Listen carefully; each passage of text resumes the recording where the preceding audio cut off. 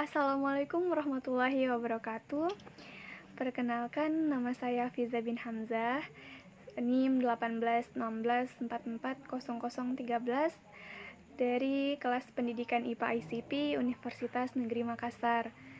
Nah, pada video kali ini saya bertujuan untuk memenuhi tugas saya dari mata kuliah media pembelajaran, yang mana tugasnya adalah menentukan dan menjelaskan media pembelajaran apa yang cocok untuk materi yang telah diberikan kepada saya, khususnya materi pada pelajaran IPA untuk siswa SMP atau sekolah menengah pertama.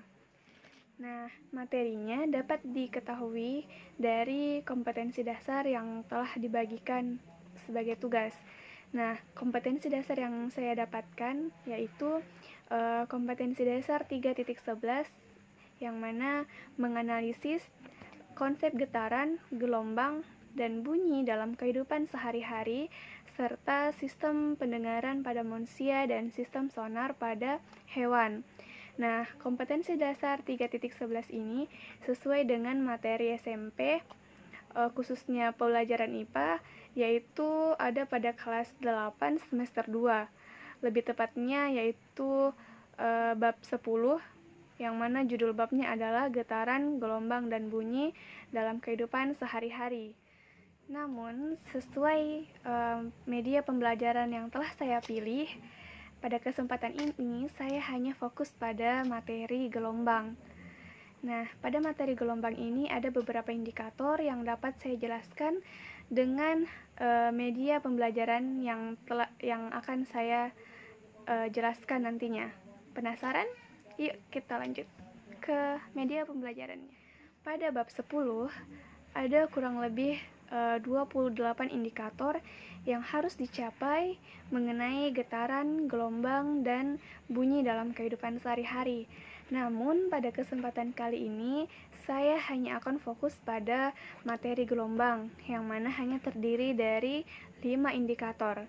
Nah, 5 indikator ini insya Allah akan terpenuhi, akan tercapai dengan hanya menggunakan satu media yang telah saya pilih ini.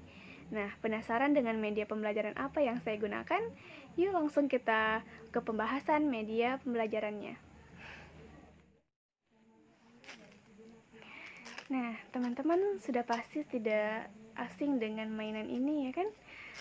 Nah, mainan Pegas ini adalah pilihan saya sebagai media pembelajaran untuk mencapai beberapa indikator yang telah saya jelaskan sebelumnya. Menurut saya, mainan Pegas ini sangat cocok digunakan sebagai media pembelajaran, khususnya pada materi gelombang. Nah, alasan pertamanya yaitu mainan ini sudah sangat sering dilihat oleh siswa dalam kehidupan sehari-harinya yang biasa mereka gunakan sebagai mainan. Nah, kemudian alasan yang lainnya adalah mainan ini sudah sangat mudah didapatkan dan harganya juga cukup terjangkau. Kemudian dengan terbiasanya siswa melihat mainan ini, nah harapannya nanti ketika kita menggunakan ini dalam proses pembelajaran, materinya akan lebih mudah didapatkan, lebih mudah terserap oleh para siswa. Kemudian materinya juga tidak mudah hilang, karena misalnya nanti ketika di luar sana mereka melihat kembali mainan seperti ini, mereka pasti akan mengingat kembali materi-materi apa yang telah dijelaskan oleh gurunya menggunakan mainan ini. Nah, kelebihan lainnya dari media pembelajaran saya ini yaitu bisa digunakan di mana saja, bisa di outdoor, indoor. Kemudian penggunaannya tidak menguras waktu yang lama dan tidak bergantung pada perangkat lain, misalnya tidak bergantung pada listrik, tidak bergantung pada cahaya yang harus terang sekali atau bagaimana. Jadi akan lebih mempermudah para guru untuk menyampaikan materinya tanpa ada kendala sedikit pun.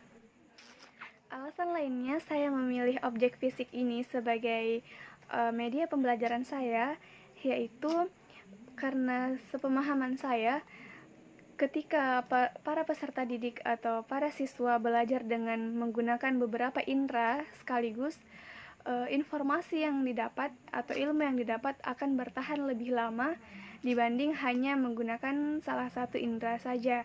Misalnya, ketika menggunakan media ini, yaitu mainan pegas ini, otomatis peserta didik atau siswa belajar dengan menggunakan matanya, kemudian indera perabanya, indera pendengarannya atau telinganya. Nah, jadi informasi yang didapat itu lebih lama melekat di otaknya. Kenapa saya bilang lebih lama melekat di otaknya? Karena peserta didik akan lebih mudah memahaminya dan akan lebih sulit untuk melupakannya. Setelah mengetahui beberapa kelebihan dari media pembelajaran saya ini, yaitu mainan pegas, nah mungkin ada teman-teman yang bertanya, bagaimana penggunaan mainan pegas ini sebagai media pembelajaran, khususnya materi gelombang. Daripada berlama-lama, langsung saja kita ke pengaplikasiannya. Indikator yang pertama yang akan kita capai dengan media ini adalah menjelaskan pengertian gelombang. Bagaimana cara menjelaskan menggunakan media ini? Yuk kita lihat. Gelombang adalah suatu usikan atau getaran yang merambat pada suatu medium, yang membawa energi dari satu tempat ke tempat yang lain. Nah, pada gelombang ini, yang menjadi medium adalah pegasnya dan yang merambat adalah gelombangnya.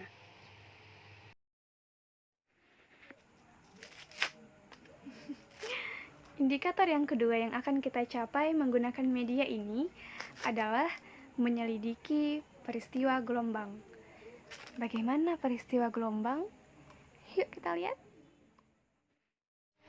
Peristiwa gelombang ditandai dengan adanya perambatan energi dari suatu tempat ke tempat yang lain. Bentuk perambatannya ada dua macam, berdasarkan jenis gelombangnya. Yang pertama adalah jenis gelombang longitudinal, dan yang kedua adalah jenis gelombang transversal.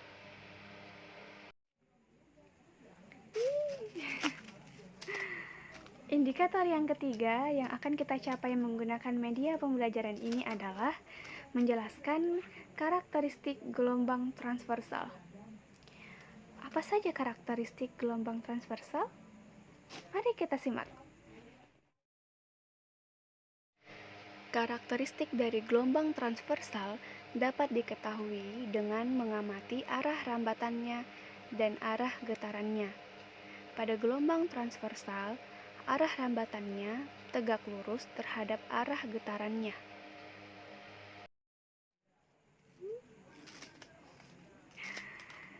Indikator yang keempat yang akan kita capai menggunakan media pembelajaran ini adalah menjelaskan karakteristik gelombang longitudinal. Apa saja karakteristik dari gelombang longitudinal? Mari kita lihat. Sama halnya pada karakteristik gelombang transversal, karakteristik gelombang longitudinal dapat diketahui dengan mengamati arah rambatannya dan arah getarannya. Pada gelombang longitudinal, arah rambatannya searah dengan arah getarannya.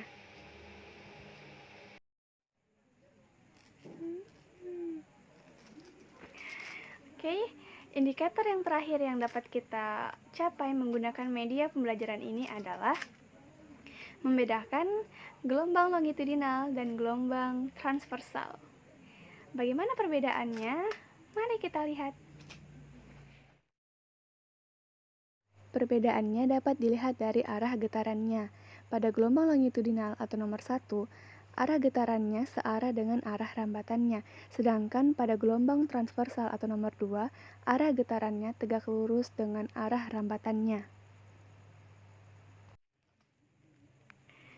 Mungkin itu saja yang dapat saya sampaikan. Mohon maaf bila dalam video ini terdapat salah kata, salah ucap yang mungkin menyinggung hati teman-teman. Karena yang salah itu dari saya dan yang benar itu dari Allah. Cukup sekian, wabillahi taufiq wal hidayah. Wassalamualaikum warahmatullahi wabarakatuh.